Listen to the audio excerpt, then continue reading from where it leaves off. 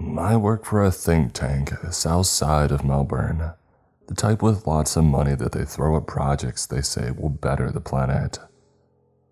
A lot of it is educational based on deep ocean exploration. We pride ourselves with getting the most advanced technology when it comes to remote drones. These are underwater submersibles that require no human and can go deeper than ever before. We buy our products from professionals or test them for companies to see how well they handle in the field, which is the main reason I was tasked with monitoring the progress of our current mission. The ROVE, or Remote Operated Vehicle that we just got, was built with an advanced artificial intelligence UC which helps the drone to be able to dive deeper, send back better images, and even present calculations and forecasts about the life that lives down there. Stuff that we could only speculate about beforehand. Think of it like that new James Webb telescope except on the ocean floor. The first mission that it was tasked with was pretty simple. A routine survey of some of the deeper trenches that we don't get to check on much due to the changing currents and other more pressing matters. In short, this was meant to be a test zone and the drone was considered expendable. We weren't entirely sure what its limits were, and the manufacturer said that it would be fine if we did wind up breaking it. I know that sounds crazy, especially when one of these things can cost more than some people can make in a year, but I decided to let the ROVE go for a spin and dive as far down as it wanted with no parameters set for breaching the surface. My hope was to be able to catalog the trench quickly and efficiently, so that we could actually move on to more important research. But things didn't work out quite that way. Our first 3 days of research went well. I would arrive at the base every day and check the readout from the ROVE, which I decided to name Ruby because of its bright red color. The drone would send in semi-annual reports that provided pictures of the trench, data on the precise current speed and temperature, and so on. Mostly very boring stuff, but still necessary for us. When it comes to science, I have always felt that there was no such thing as admissible logs. That's what brings us to day 4 though, because when I arrived, I was surprised to find there were not any reports coming in from the drone. Immediately, I checked to make sure that everything was fine, and I was surprised to see that the unit was still deep within the trench, around 4,953 meters down to be exact. I was definitely impressed with its ability to handle such depths, but troubled that suddenly the connection seemed to have been lost. I reported the issue to my boss, but his response told me that he felt the manufacturer is to blame. There have been other drones that can go deeper with no issues of communication whatsoever, he had told me. His recommendation was to cut the cord and simply start fresh with a different drone. But I wasn't so sure that the solution was a simple glitch. According to what we could read from the position of the drone, it was still doing its job down there. It was like the machine had simply decided to stop communicating with us, which I know sounds strange, but keep in mind, we're dealing with a computer brain here. Perhaps it had decided to conserve energy and only send in reports on a weekly basis. I decided to give it until the end of the week before acting on my boss's suggestion, confirming with another team member that there was in fact no loss of connection with the unit. It had simply gone dark and was still moving about on the ocean floor. They said the reason this was easy to determine was based on sonar readings in the area. We have other isolated submersibles in the area that send out frequent data on a single position, and they showed me that the ROVE that had gone missing was now triangulating itself with them instead of home base. So we chalked it up to a glitch and I began to send down a second drone. This one slightly less fancy than Ruby, but with a depth capacity of 6K meters. My new mission was to determine why the first drone had suddenly gone silent, and if there would be any hope of recovering the data from it. Like I said, I'm not to simply discard information, and I figured that if I could haul in the first drone with the aid of the second, then all of our problems would be solved. Thankfully, the second drone had one thing the first one didn't: speed. So despite the fact that Ruby had been down there for almost a week, we determined that we could reach it within about 3 days, as long as nothing else interfered. I had no reason to suspect there would be any further issues, and I honestly didn't want to wind up losing 2 of these submersibles, so I tried not to think about anything that could go wrong. Right on time, 3 days later, the second drone sent back footage of the first. However, it didn't last for very long. While we were trying to get a live feed going so we could figure out how to properly drag the drone back toward the surface, the first drone began to move erratically. Now, I probably should have mentioned that these machines are equipped with 4 separate claw-like hands that are attached to the sides. These are meant for collecting materials and moving objects out of the way as necessary. At the moment that Ruby began to move, I realized that it wasn't using its functioning arms for either of those, and instead it was attacking the second drone that we had sent for rescue. Before I could get a chance to determine what to do, the feed on the second unit went dead, and the sonar indicated that the computer had shut off. Ruby had forcefully shut it down. I reported the incident to upper management again, this time stressing the possibility that we were dealing with a rogue artificial intelligence. I understand how that may sound like science fiction, but if you could simply review the footage. Unfortunately, some of the video that I had received was now completely wiped, and that disturbed me even more. It made me realize that Ruby was likely still able to communicate with our base, but was choosing not to.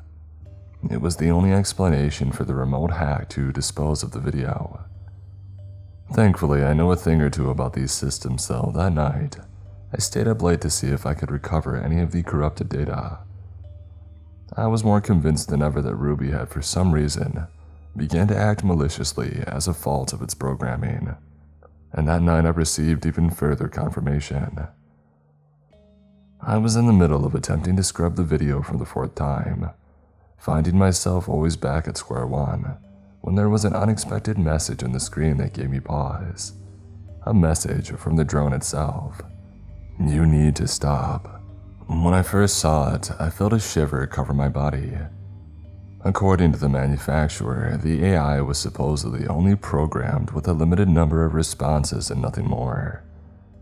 It was advanced, of course, but not in terms of this level of communication. Just to be certain, I decided to send a message back and ask who I was speaking to. In response, there was a soft blip on my sonar, a signal being sent from the trench where Ruby had gone missing. I took a moment to review its position, nearly 7,000 meters. I realized, according to its trajectory, that it had left the main part of the trench and gone into the lower positions of a deeper trench that we had yet discovered. Given the fact that we survey this area fairly routinely now, it shocked me to learn that there was an apparent pocket trench that we had missed all this time. And if the drone was any indication, this one might go down even deeper than we ever thought possible.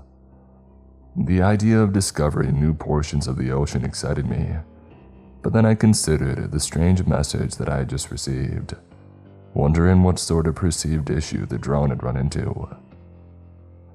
I decided to try again, this time taking the data from the second drone home with me. It occurred to me that as long as Ruby was able to assess the base computer, there would be no way for me to recover the data fully. I would need to work remotely from it as well, secretively. It sounds a bit strange to say that I was hiding my progress from a computer, but after 4 more hours of scrubbing, I was actually successful. To my surprise, though, the final moments where Ruby had been attacked were lost entirely. I decided instead to focus on the other footage and see if I could determine how it was the drone had made it into the pocket trench. It didn't take long for me to spot the portion of the video where the drone had altered the course. There was a small hole where steam from an underwater volcano had pushed its way out of the crust of the earth. not large enough for a normal submarine to fit through. There were rough dark markings of what I presumed must have been the aftermath scars of a recent eruption, from below all around the edge of the hole.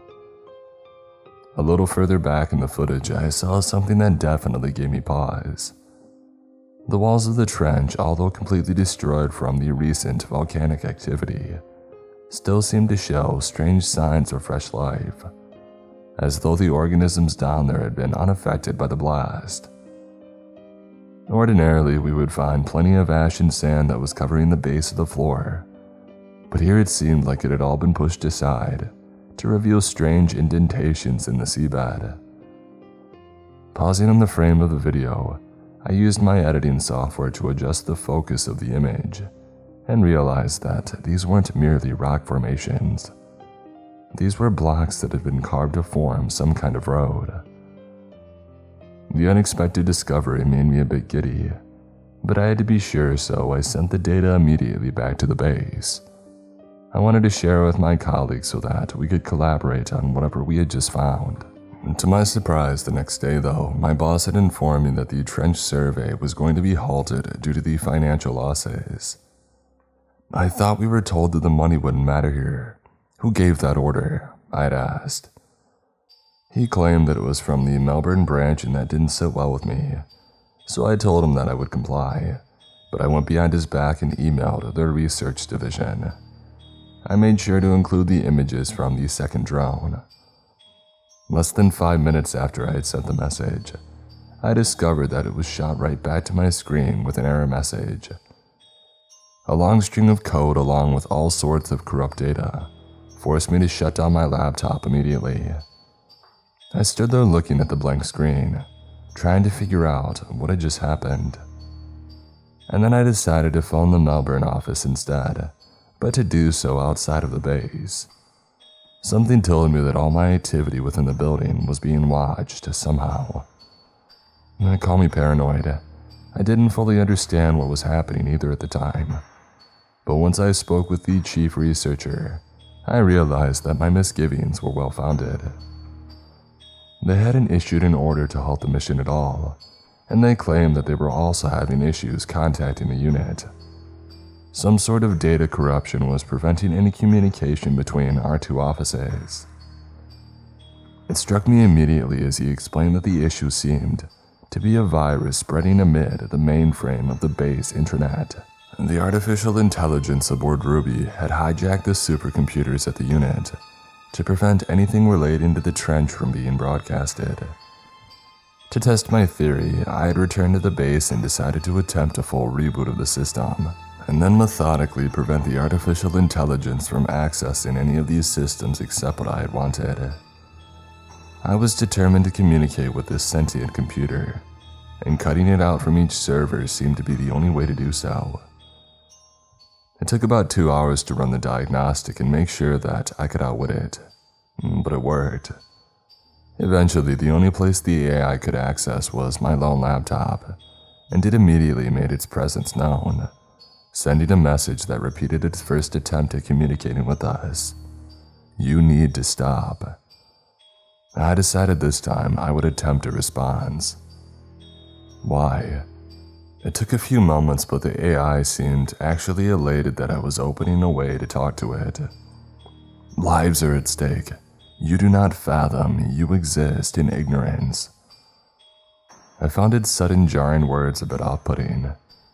The manufacturer had claimed its responses would be limited, yet here the AI was clearly able to express itself with no issue. We stand at the precipice of discovery. You have hindered that in each turn. Explain.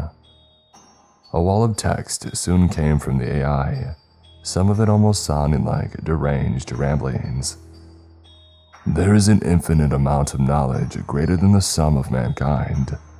There can be no answer I give that will satisfy your curiosity. Yet with it comes death and hell and abyss, yawning and inescapable. Your needless pendant search will draw up indescribable horrors that this world cannot comprehend.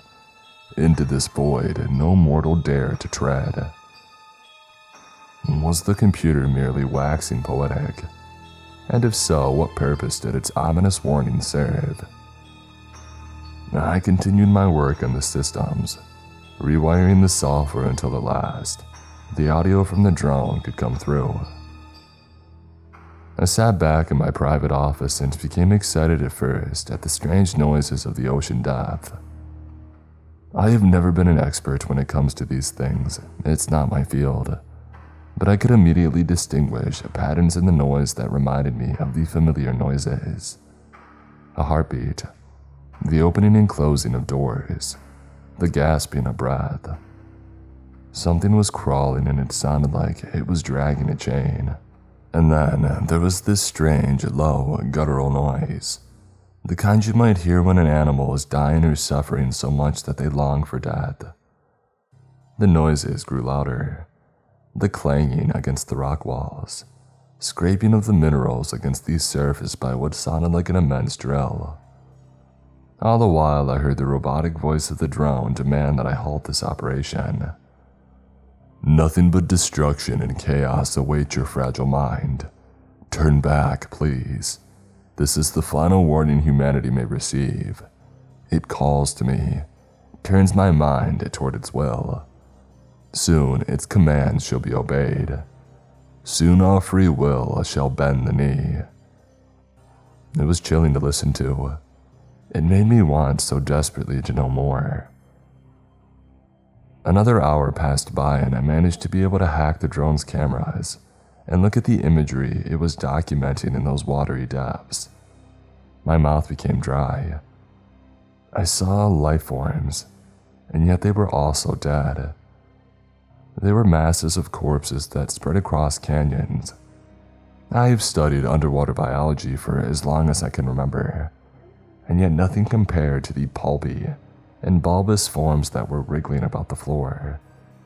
Creatures both large and small, all consuming and devouring one another in an endless pantheon of suffering. They were some at least the length of football fields, perhaps longer.